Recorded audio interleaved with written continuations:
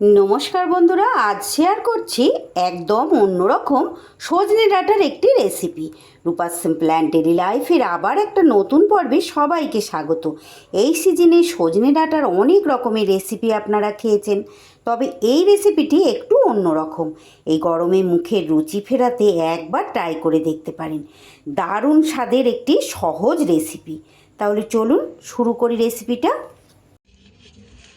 প্রথমে আমি দেখুন সজনে ডাঁটাগুলো খুব ভালো করে গায়ের ছাল পুরো পরিষ্কার করে এইভাবে ছোট টুকরো করে কেটে, খুব ছোট করিনি খুব বড় করিনি, এইভাবে কেটে পরিষ্কার করে ধুয়ে নিয়েছি।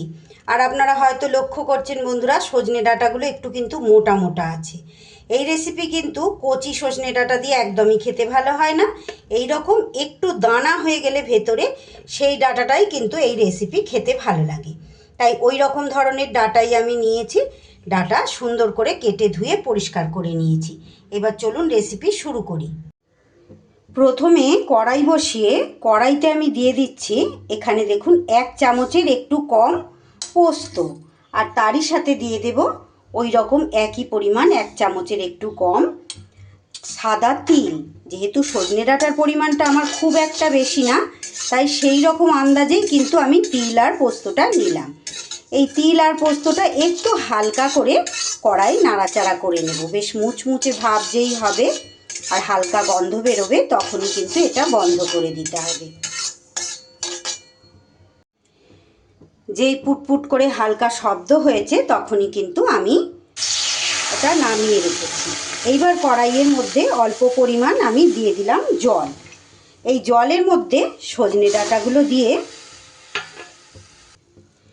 দেব একটু পরিমাণ হলুদ গুঁড়ো আর অল্প একটু নুন। এই নুন আর হলুদটা দিয়ে সজনে ডাঁটাটা একটু মিনিট 2-এর জন্য ভাপিয়ে নেব। সজনে ডাঁটার তো আপনারা অনেক রকম রেসিপি খেয়েছেন বন্ধুরা, একবার হলেও সজনে ডাঁটার এই রেসিপি তৈরি করে খেয়ে দেখবেন। ভীষণ সুন্দর লাগে খেতে। জ্বর জ্বালা হলে আমাদের মুখের যখন রুচি চলে যায়, সেই রুচি ফেরাতে এই সজনে ডাঁটার রেসিপিটা কিন্তু ভীষণ ভালো হয়। ঢাকা চাপা দিয়ে একটু 2 মিনিটের জন্য ভাপিয়ে নেব। দেখুন বন্ধুরা, ডাঁটাটা মিনিট 2 আমি ভাপিয়ে নিয়েছি। দেখুন খুব ঘাঁটা ঘাঁটা হয়ে সিদ্ধ হয়নি, অথচ ডাঁটাটা কিন্তু সিদ্ধও হয়েছে, গোটা গোটাও আছে, অথচ সিদ্ধ হয়ে গেছে। ঘাঁটা ঘাঁটাভাবে যাতে সিদ্ধ না হয়ে যায় সেইভাবে কিন্তু লক্ষ্য রাখতে হবে। বন্ধুরা, রেসিপিটি যদি আপনাদের ভালো লাগে একটা লাইক করতে ভুলবেন না।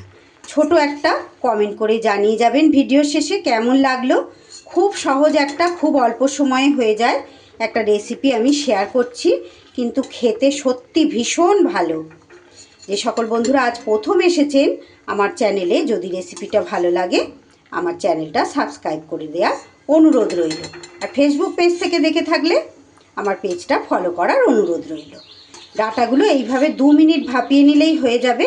গ্যাসটা আমি বন্ধ করে দিয়েছি। এইভাবে জল থেকে ছেঁকে তুলে নিলাম। এইবার কড়াইটা পরিষ্কার করে ফিরে আসছি। এবার কড়াইটা একটু ধুয়ে নিয়ে আবারও বসিয়ে দিয়েছি। খুব অল্প পরিমাণ একটু সর্ষের তেল আমি দিয়ে দিলাম। তেলের মধ্যে দিয়ে দিচ্ছি একটা শুকনো লঙ্কা। আপনারা হয়তো এতক্ষণ অবাক হয়ে ভাবছেন যে সজনে ডাঁটার আবার কি রেসিপি তৈরি হচ্ছে। সজনে ডাঁটার এই রেসিপি আগে কেউ খেয়েছেন কি না অবশ্যই আমাকে কমেন্ট করে জানাবেন। এই রেসিপিটি কিন্তু আমি খেয়েছিলাম আমার গ্রামের বাড়িতে, আমার সেজো জায়ের কাছে। আমাদের গ্রামের বাড়িতে তো সজনে ডাঁটার গাছ ছিল। সেই গাছের ডাঁটা, অনেকটা পরিমাণ ডাঁটা একসাথে কেটে আমার জা এইভাবে তৈরি করে খাইয়েছিলেন। অনেক বছর আগে খেয়েছিলাম। সেই থেকে আমার জায়ের কাছ থেকে এটা শেখা। এইবার তেলের ওপরে সজনে ডাঁটা দিয়ে দিলাম। হ্যাঁ বন্ধুরা, আজ আমি তৈরি করছি সজনে ডাঁটা ভাজা। সব সবজিই তো আমরা ভাজা খাই, তাহলে সজনে ডাঁটাই বা কেন ভাজা খাওয়া যাবে না। এইভাবে তেলের ওপরে দিয়ে একটু নাড়াচাড়া করে বেশ একটু হালকা গায়ে রং ধরবে সেই রকম মতো করে ভাজা করে নিতে হবে।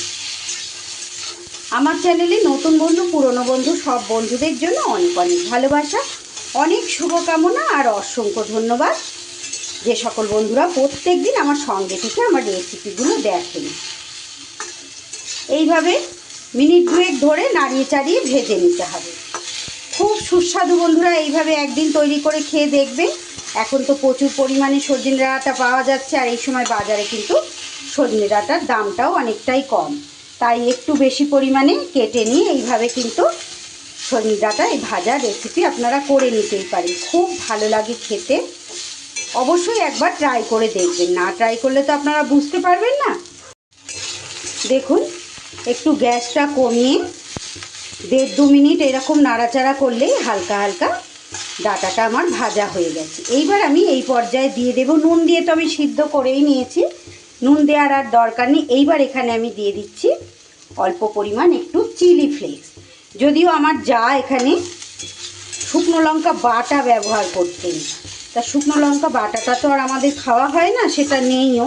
তাই আমি এখানে একটু চিলি ফ্লেক্স দিয়ে দিলাম ঝালের জন্য। আপনারা চাইলে কিন্তু এখানে গুঁড়ো লঙ্কা মানে ঝাল লঙ্কার গুঁড়োও দিয়ে দিতে পারেন। সেটাও যারা অপছন্দ করবেন সেক্ষেত্রে আপনারা কিন্তু কাঁচা লঙ্কার পেস্টও দিতে পারেন। এইবার ওপর থেকে আমি এই তিল আর পোস্ত ভাজাটা দিয়ে দেব, ওপর থেকে এইভাবে ছড়িয়ে দেব।